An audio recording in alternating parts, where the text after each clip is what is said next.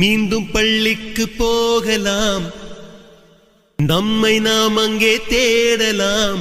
கொட்டு வச்ச வாத்தியாரை தொட்டு வணங்கலாம், முட்டி போட்டு நின்ன இடத்தை முத்தம் கொடுக்கலாம். பள்ளிக்கூடத்தில் சொன்ன பாடத்தில் இந்த உலகத்தை நாம் அறிந்தோம்.